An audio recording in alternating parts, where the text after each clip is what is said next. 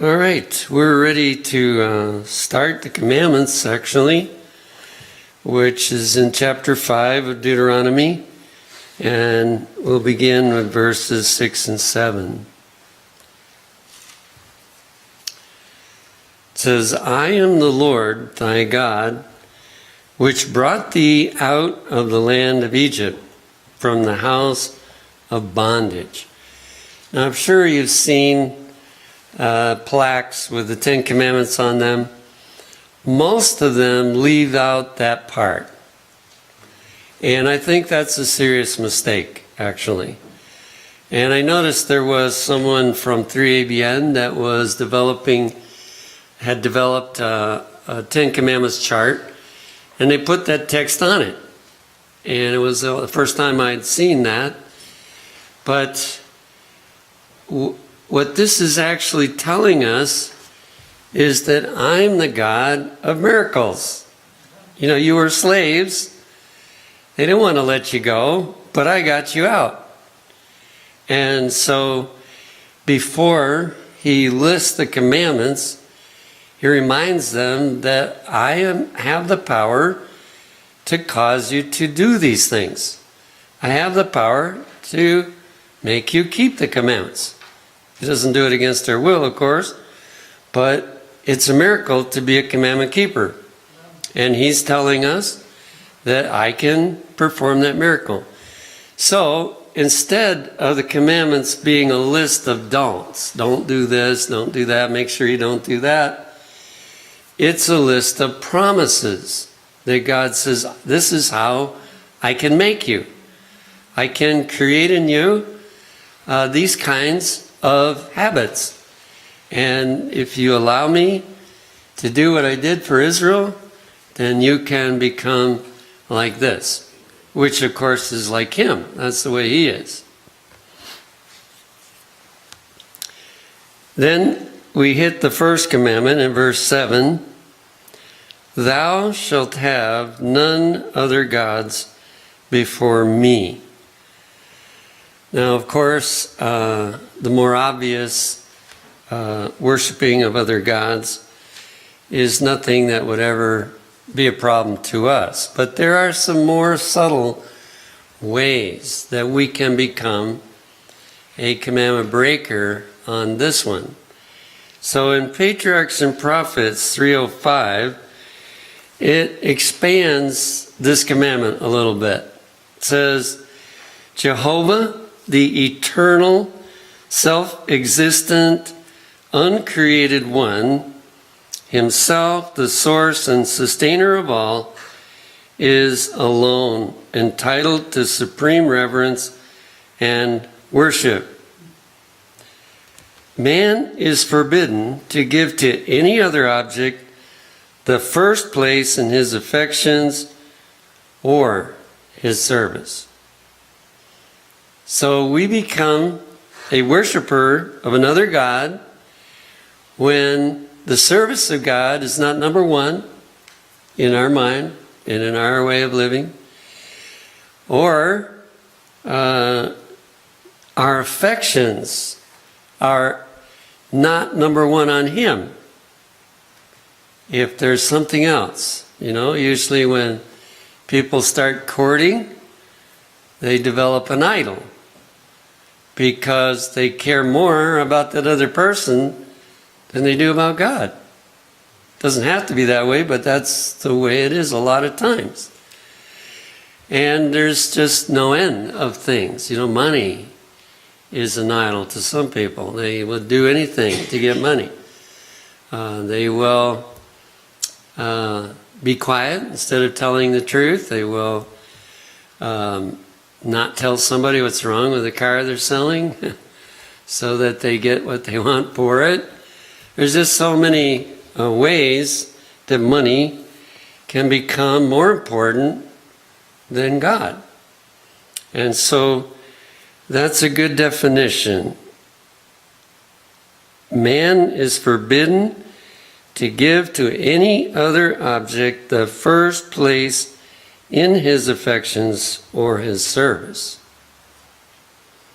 Then it clarifies it even a little more. Whatever we cherish that tends to lessen our love for God, so anything that would cause us to love Him less, or to interfere with the service due Him, of that do we make a God. So there is a couple other aspects. Anything that lessens our love for God or interferes, even in a small way, with our service to God. Yes? Yes, could you give a couple of examples of interfering because we're not serving Him the way He expects us to? I need something a little bit more tangible. Okay. Can you expound on that just a little bit for me? Yes. I would say that for many people, work becomes an interference because they don't have time to have their devotions. You know, they wake up in the morning and they're retired, and so they don't get up long enough ahead to have their devotions. They want to, you know, but they don't somehow make it. And then they go off to work, and maybe they have even extra work that they do, and so they're not able to have a faithful program of devotions with God. Another thing is people can get wrapped up in a lot of pleasures, you know. So they're busy on the internet, and oh wow, look how much time went by. And well, so late now, I'll just go to bed. So they skip their devotions because they're wrapped up in something else. And it isn't always their intention to do that, but they allow other things to interfere with their relationship with God. I found another one in the Morning Watch book, Lift Him Up, page 142. It says, I saw that whatever divides the affections or takes away from the heart supreme love for God, or prevents unlimited confidence and entire trust in Him, assumes the character and takes the form of an idol. Now there's some very interesting ones in there. Divides the affections. In other words, we are to love God with all the heart, with all the mind, with all the soul, and with all the strength. So something that divides that to where it's not 100% for Him. Or takes away from the heart supreme love for God. We've kind of talked about that one. The next one is one that I think it's easy for me to fall into. Prevents unlimited confidence and entire trust in Him. When bad things happen. In fact, I just had one happen to me tonight, just before I came here. My Bible study contact called me up while I was already on my way over here, and he was sick, so I couldn't go there. Well, then I decided to stop somewhere and, do a few thing. So down the road here, there's this real fancy place. You've probably seen it. The name on there is Bakery or something. And so I decided, well, I'll pull in here and I'll work on a few things, and then I'll go out and come here. And there were a number of cars in there. So I wasn't alarmed, but the owner must have decided to leave, so he went out and he closed the gate. And I mean, they've made that place pretty hard to get out of when the gate's closed. And so I started praying, Lord. And I'll have to admit, I was doubting. I was doubting that I would get out of there. Because they have a fence all around, they have a moat, around quite a bit of it. And so I started walking around the property, and the Lord found for me at the end of their fence just enough room. Now, if I didn't have a four-wheel drive, I probably would have been in trouble. But I have a four-wheel drive, and so I was able to just squeak by there. Then I was over in the church area, and they've got a chain across their driveway, so you can't go out of the church. But the ditch is fairly shallow there. And so I spun a little, but I was able to get out through that, hoping that nobody saw me doing that. But you know, whenever trouble comes, it seems like at first I don't trust God. I don't say, well, I know He's got a way out. I know that everything's under His control, and you know, don't even worry about it at all. But apparently, that's not unlimited confidence. You know, I need to have unlimited confidence and entire trust in Him. So those things, if we fail in that, now one thing that also I should say, don't expect to go through here, these commandments, and come out saying, I'm a commandment keeper. Don't think you can do that, because you find out you're a commandment breaker. Not on purpose, you know, but there's still more. Now, when you see that you're a commandment breaker, don't moan and get sad about that. Just say, Lord, you got the children of Israel out of Egypt, and you're going to put this in me, and I'm going to become like this, and I'm going to hold you to it, that you're going to make me like this. So my desire is to have to have unlimited confidence and entire trust in Him in every situation, whatever happens. Yes. In that connection, I wonder if it helps us to understand or realize and agree that His mission is our mission. Our mission, if it's connected with His mission, that's not quite so much of a problem. Yeah. Yeah, we can't always expect Him to help us if we're on our own program, you know. Then it finishes by saying, there is allowed no separation of our affections from God. Nothing is to divide our supreme love for Him. And this next one's very interesting. Or our delight in Him. You know, the sad fact is that a lot of Adventists don't even know what delighting in Him is. They've never experienced it. But we are to experience it, and nothing. We should not let anything rob us of that delight in Him. Your will, wishes, plans, desires, and pleasures must all be in subjection. So we're not keeping the first commandment unless our will is totally surrendered, unless we want only what He wishes us to have, unless we're willing only for His plans, not ours but His.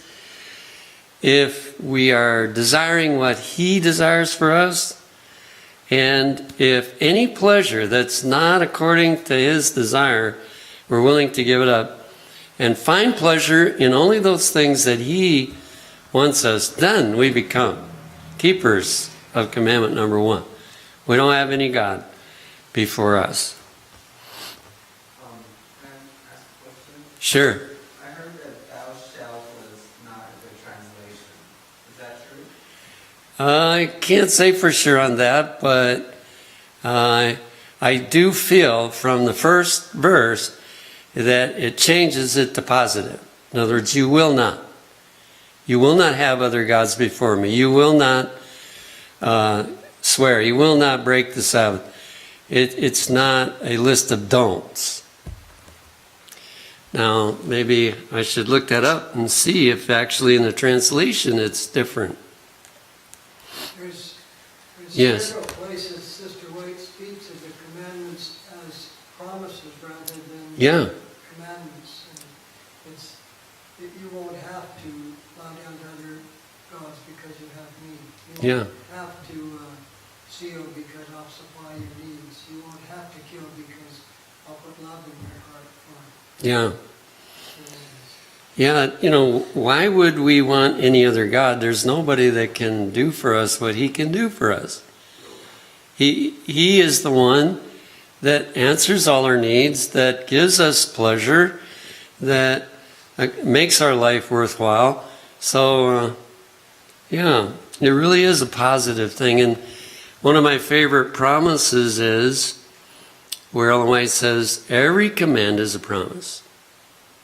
Whenever God says you're supposed to do something, he's actually promising to do it in you and through you if you let him.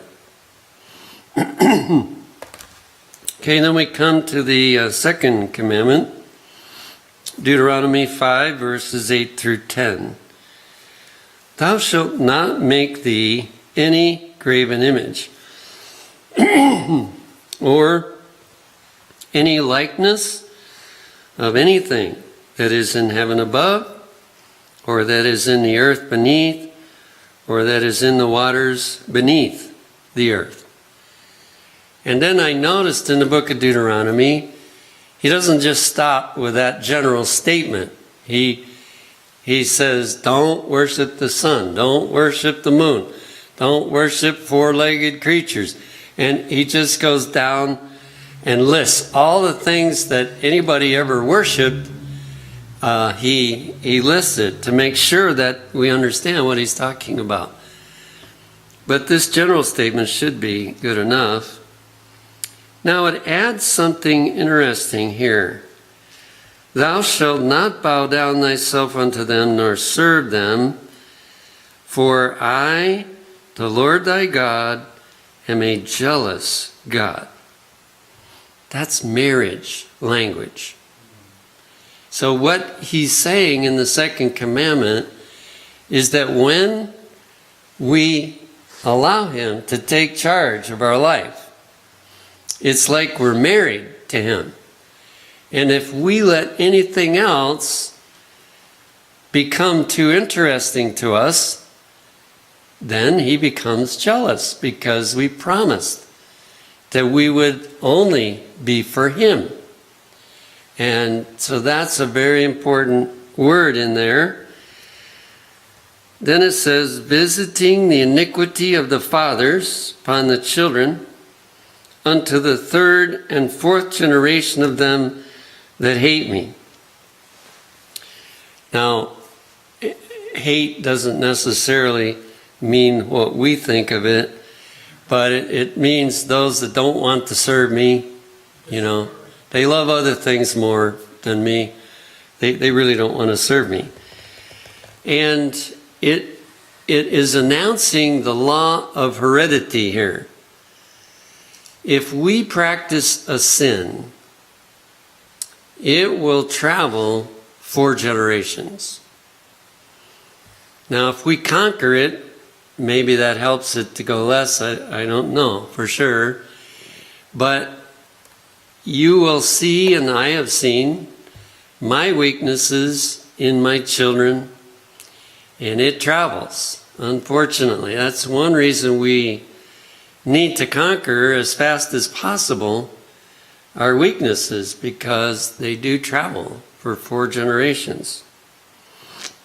But then the good news is in verse 10, and showing mercy unto thousands of them that love me and keep my commandments. So when a person gets converted, the power of God begins to undo the heredity that they have.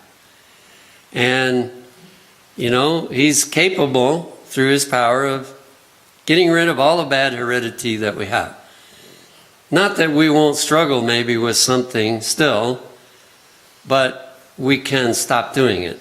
We don't have to keep doing it, even though our heredity would push us in that direction. So that's a very important, he doesn't put that with any other commandment, but he puts it there because the commandments are a whole. And so he's really announcing here that when you accept me, it's a marriage. And here's the danger: if you don't let me live in you, then this is what's going to happen. But don't worry, I have the power to redeem you from all your weaknesses. Patriarchs and Prophets 306 expands on this. The second commandment forbids the worship of the true God by images or similitudes. This next sentence is very important. Many heathen nations claimed that their images were mere figures or symbols by which the deity was worshipped, but God has declared such worship to be sin. So the person will tell you, I'm not worshiping the idol. That idol just helps me, reminds me about who I am worshiping.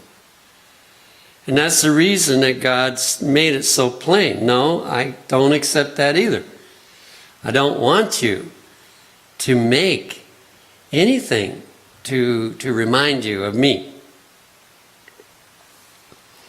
Then it explains it further. The attempt to represent the Eternal One by material objects would lower man's conception of God. So as soon as we might make the most beautiful thing, but as soon as we look at that to remind us of God, our understanding of God is lowered. In fact, when people would write, artists would write to Ellen White, and they would want her to describe some of the things she had seen, like the New Jerusalem and maybe God, so that they could paint a picture of it. She said, no, I won't. Because that would lower, the picture would lower our understanding. Now, I believe Jesus is an exception because he was here as a human. So the picture's not portraying him as God, but him as human. Some people get hung up on that too. They think we shouldn't have any pictures of Jesus.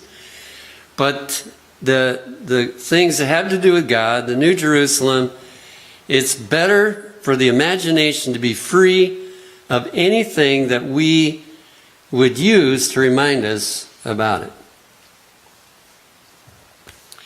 It says the mind turned away from the infinite perfection of Jehovah would be attracted to the creature rather than to the Creator. So maybe a person starts out thinking, well, I'm worshiping God, but before long, they're actually worshiping the creature.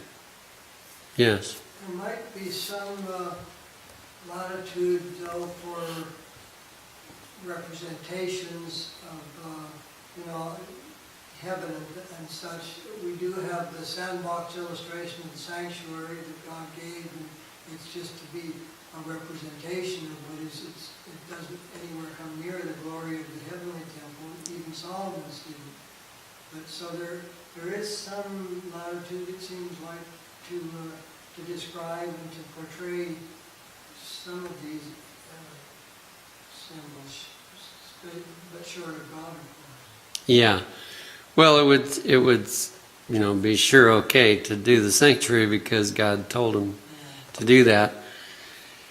But I think even in the sanctuary, he was trying to focus their mind on lessons about the plan of salvation, not to say, well, this is like the heavenly sanctuary. This is how it looks. I don't think that was the focus. But the focus was on plan of salvation and how you might say the laundry of heaven has to work in order to save man. Then it says, And as his conceptions of God were lowered, so would man become degraded. So, the purpose of the second commandment is so that we can only imagine, but our imagination, of course, can't go too far because we've never seen God. We can't describe him. And he wants to leave it that way so that it will lift us up. It will have a tendency to lift us up. Also in that same page, it talks about the phrase of I am a jealous God. The close and sacred relation of God to his people is represented under the figure of marriage. Idolatry being spiritual adultery. The pleasure of God against it is fitly called jealousy. And actually, my understanding is that marriage was given to the human race as a reminder of the relationship between the believer and God. So, we're told that the closest earthly ties are to remind us about God's love. And we also are told that marriage is supposed to be conducted in a way that the people can see the relation of Christ to his church by the way the marriage is carried on. So, it's tied in all the way through with marriage, and that's why the word jealousy appears here. That he gets jealous if there's anything that gets in the way. Just like a husband or a wife would have the right to be jealous if anybody else gets in the way of the relationship. Then on the same page, talking about this visiting of iniquity, visiting the iniquity of the fathers upon the children unto the third and fourth generation of them that hate me, it is inevitable that children should suffer from the consequences of parental wrongdoing. But they are not punished for the parents' guilt. So that's a key point.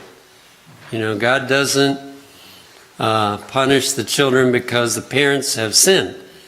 The problem is that it's passed on in the genes and in watching the parents. It's passed on. Except as they participate in their sins. It is usually the case, however, that children walk in the steps of their parents. So they watch us, and they tend to do the same things that we do. I've seen in my children, something I didn't like, and then I realized, you know what? You did that. And they're just picking it up from you. By inheritance and example, the sons become partakers of the father's sin. Wrong tendencies, perverted appetites, and debased morals, as well as physical disease and degeneracy, are transmitted as a legacy from father to son to the third and fourth generation. Now right there, we have the health message in the second commandment. Now it's also in the commandment, thou shalt not kill, very clearly. But this is the reason God has given us the health message, so that we pass on less disease to our descendants. And if we've trained our children so that they live healthfully their whole life, it makes a difference for the next generations. And so it's, it's very important to realize the effect. This fearful truth should have a solemn power to restrain men from following a course of sin. So this commandment is intended by God to remind us, gain the victory. Seek me to gain the victory as fast as possible. Don't let it go your whole life. Conquer it while you're young, because it has its effect on all the next generations. And, it's not their fault.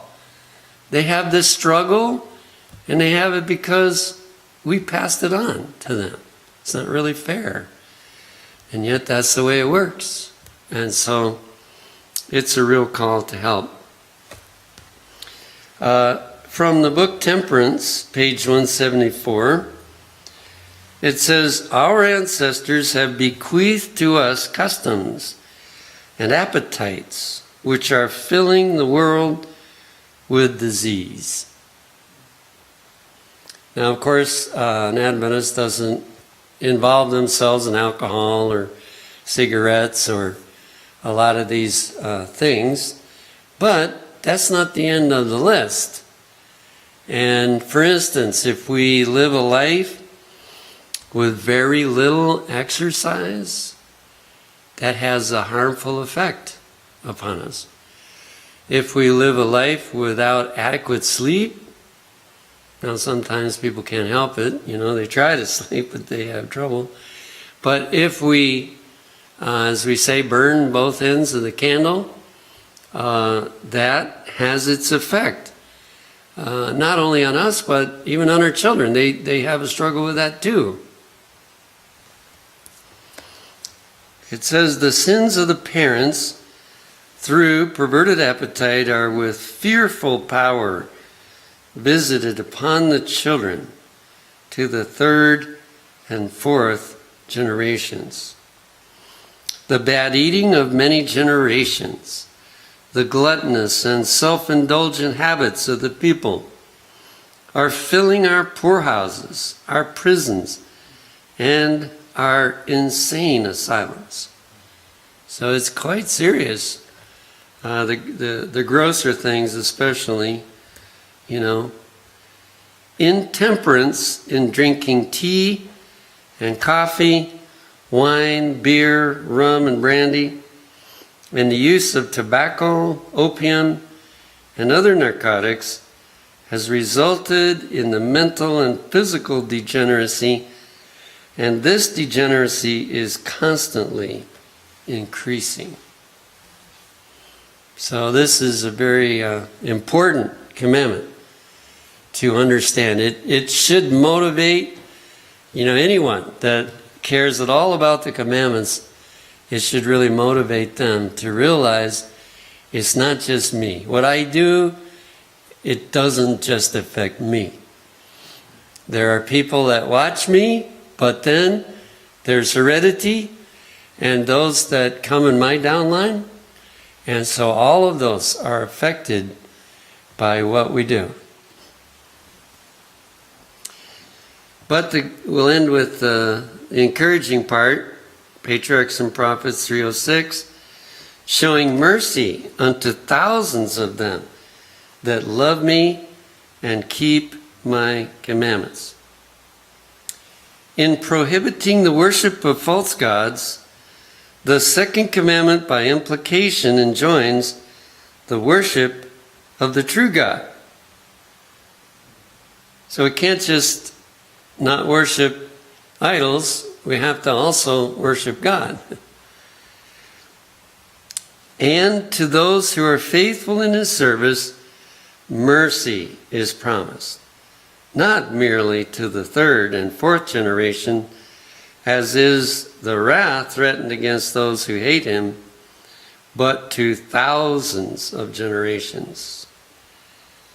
Now basically, if you were to figure out how many generations there will be from the time this was said until Jesus comes, it's saying mercy will go all the way till Jesus comes. So that is the wonderful blessing that we have. When we give our hearts to the Lord, we can ask Him to undo our heredity. We can ask Him to undo the bad habits that we established before we got converted. And He is constantly wanting to exercise mercy on those that are willing to devote their life to Him. Now, we won't finish the next one, but we can start it. In verse 11, we have the third commandment. Thou shalt not take the name of the Lord thy God in vain. For the Lord will not hold him guiltless that taketh his name in vain. Now the obvious one is that this commandment is telling us not to swear, not to take God's name in vain. But it's much broader.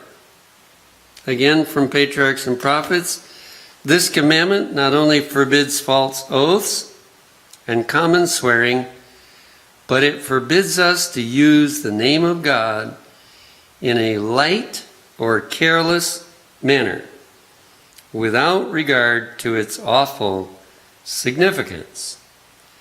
So here is an area that I think we need to become aware of. I think almost all Adventists, there might be some that aren't, but we're aware that if we used to swear when we become an Adventist, we need to stop it. But it goes much deeper than that.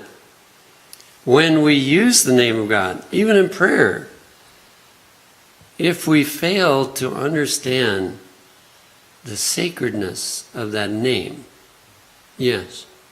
Well, before we left the first part, it used the word false oaths.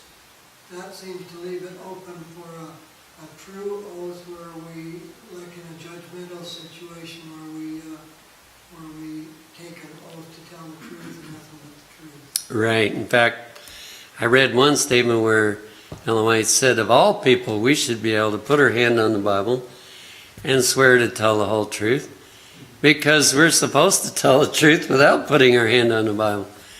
Yeah, that's true. That's a very important thing.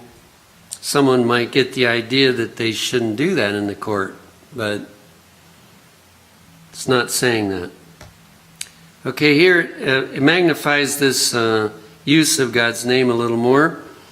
By the thoughtless mention of God in common conversation, by appeals to Him in trivial matters, and by the frequent and thoughtless repetition of His name. Education, page 243. Is that right? Okay. What does it say? I don't know, maybe I shouldn't be irritated, but to think that someone in prayer has to call God's attention back in every sentence. Yeah. Yeah, that's a common mistake that's made. It seems that there's a fairly good number of people that feel like in every sentence they need to say Lord or some name of Jesus. But you know, it's hard to keep the sacredness there if you're using it so constantly. And the point here is that if we frequently use His name, now I think it's talking not about the term Lord specifically, but I still think the principle here would lead us to be careful about that. And if we've had the habit of doing it, it might be hard to catch ourselves, from doing that, but we ought to try.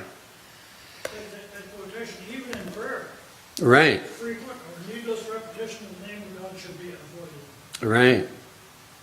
So, There must be a reason for that. I think there is a reason yeah. for that statement. Now, another one that I think we fail on often is appealing to Him for trivial matters. Something that either common sense should be able to tell us how to solve that, or it's something that's not really a big issue. We might even be able to ask somebody to help us if we need help, but in trivial matters, we need to be careful. Trying to think of an example of one of those, but I can't think of one right now that I've heard people say. But, you know, if we're asking God to help us not to trip when we're going out the door, that's not really something we need to ask Him about. We need to watch our step. That's something we can do. We don't have to ask Him for that.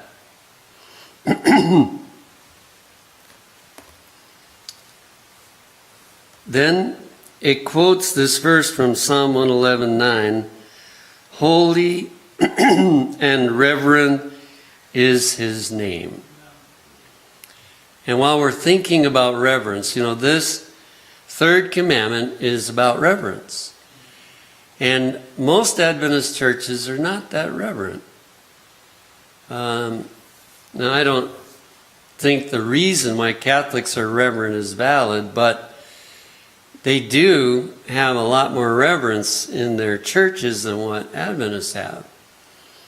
And so, you know, I believe we can still be friendly and still be reverent. That's maybe to some people that seems like a struggle, but I believe we can do that because reverence is extremely important. All should meditate upon His majesty, His purity and holiness, that the heart may be impressed with a sense of His exalted character, and His holy name should be uttered with reverence and solemnity. So, just using His name, when we come into His house, we need to develop a sense of reverence. And when we do, then we'll be keeping that commandment, because that's what it's all about, yes. In your church service, do you ask the congregation to get up and greet the members? No, because it tends to get too noisy when you do that. And people start forgetting, you know, that this is a holy place. Now, I do believe we need to be a friendly church, but I think we need to think about it before people come in, and we need to think about it after they leave. The sanctuary, I mean, after they leave. Our tendency, I know we have this struggle, I'm trying to help our church members break the habit. We have a tendency after church is over to gather with our friends. And the visitors, they go out to their car and nobody talks to them. So if we would really make it a point to watch who's new here and make sure that several people talk to every visitor, then we can talk to our friends, you know, after that. And also I think we ought to look for the lonely ones that don't have anybody talking to them. And they're just standing or whatever, nobody's interested in them because they're busy talking with their friends.